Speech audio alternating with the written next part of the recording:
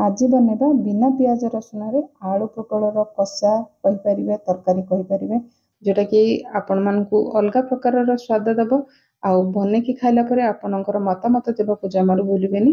नमस्कार, स्वागत करुच्ची देसी फूड कोर्ट ओडिशा को। मुझे जितकी भी परिवा नहीं माने नहीं टमाटो आलू पोटल सबको धोईकी ये पानी छाणिकी सबको नहीं। तो पोटल भाग टे अधिका नहीं, दीटा आलू नहीं, दीटा टमाटो नहीं। आपन जी राग खाइबे से अनुसार कंचा लंका नहीं पारे। तो पोटल को कौन करवा ना पूरा स्किन टाक टे चांची नेबा, तो रेसिपीटा भल लगे। तो सब पोटल को मुझे चांची नेबी। तो आपण मैंने पोटल बहुत सारा रेसिपी बनई थे। तो आज रेसिपी आपण मानकु टिके अलग टेस्ट दब। आपण जो अदा रसुन माने मसला तरकारी जो खाऊंट ताठू आर टेस्ट बहुत ही अलग। तो यहाँ बिना पियाज रसुन जेहेतु बनूची तो आप उपवास दिन मानक बन की खाई पारे। तो मु आलू पोटल को देखी पारे पूरा छोट छोट काटी नौची। तो आप पखाल भात सहित खाई पारे, गरम भात सहित खाई पारे, तो रुटी परोटा सबुथिरे भी खाई पारे। तो बहुत ही टेस्टी रेसिपी बनूची। तो सब आलू पोटल को एमती छोट छोट काटी नेबा। तो आपन चाहे खाली पोटल भी बनई पारे जदि आपन को आलू पसंद ना। तो जेहेतु मु पोटल भाग टे अधिका नहीं, दीटा आलू नहीं, तो सबको एमती छोट छोट कर काटी नेबा। तो मैं सब आलू पोटल को काटी नहीं।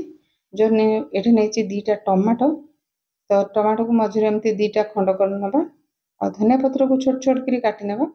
आ कंचा लंका जो मुझे 4टा नहीं तो ताको फाड़ कर काटी नेबा। तो आपन जी राग खाइबे से अनुसार ये कंचा लंका नहीं पारे। मु कंचा लंका नहीं आपन राग लंका गुंड भी व्यवहार करें। ये सब को रखा साइड रे। तो ये मुझे गोटे कड़े देखिए 2 चम्मच तेल नहीं। तेल तातीगला बिरी बड़ी नहीं। तो बड़ी की भलसे भाजी नेबा लाल है पर्यंत। तो ये बड़ी भलसे भाजी है मुझे काढ़ी नहीं। आ सेम तेल रे आलू पोटल को जो काटिकी रखी छोट छोट ये पकई नहीं। तो आलू पोटल को आप जो भाजबे घोड़े की भाजबे एमती मीडियम हिट करके भाजबे जोटा कि क्रंचीनेस तरकारीटा बहुत ही बढ़िया लगे। तो ये आलू पोटल को चाहिए अधा चम्मच लुण दे दीची, जल्दी भी भाजी हो। ये अधा चम्मच हलदी गुंड देची। तो बेस समय नहीं 2 ରୁ 3 मिनिट समय लगे आलू पोटल को जेहेतु आम छोट छोट काटीचे। तो आपको 2 ରୁ 3 मिनिट समय लगे से भितर तरकारी आम मसला रेडी करनबा।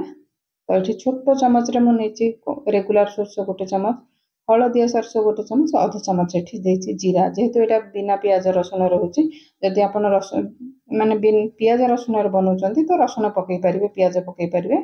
2टा टमाटो देची, आउठी धनिया पत्र आपको चिकन की आम बाटी नबा। से समय मध्य देखो आप आलू पोटल भी भलसे भाजी हो जाए, बाहर कर नबा।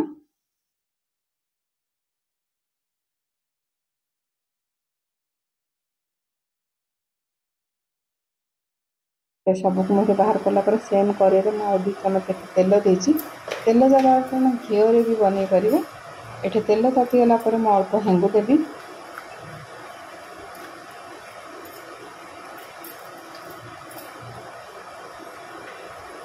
तो आज वीडियो जब भल लगे वीडियो को निश्चिंत गोटे लाइक करने। ये गोटे सुखिला लंका देती छुंकर, आठी अधा चम्मच पंचफुटण। तो पंचफुटण जगह आप जीरा सोरिष भी छुंक दे पारे। ये भुरसंगा पत्र देची। सोरष मसला टे भुरसंगा पत्र देले भल बास्ना हुए। सबको भलसे भाजी नेबा।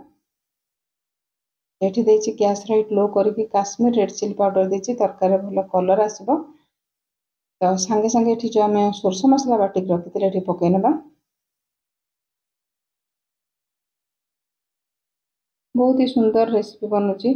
तो वीडियो को लाइक कला पर चैनल को सब्सक्राइब निहाती करनेबे। ये स्वाद अनुसार लुण दे देची। अधा चम्मच ये हलदी गुंड देची, भजार अल्प हलदी गुंड देती।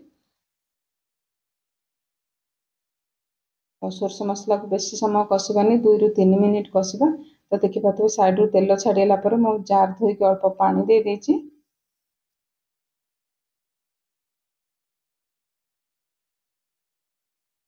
आजिर रेसिपी आपण मानक केमती लागला निश्चिंत आपणकर मतामत देवे।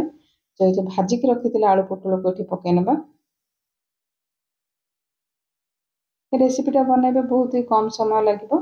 आ जो भाजिक रखी बड़ी ये पकई नहीं रेसिपीटा टी बहलिया रही भल लगे। तो आपन जदि टिके ग्रेवी अधिका चाहते तो आउ अधिका पानी दे पारिबे। तो सबको भलसे गोले नबा। यदि फेसबुक पेज रू देखुचंती पेज को निश्चिंत फॉलो करंतु। तो 3 ରୁ 4 मिनिट लो फ्लेम रे हमें कवर करनबा। बड़ी फुलिबा सहित आ जेतिकी परिबा सिझिबा थिबा सिझी जिवो।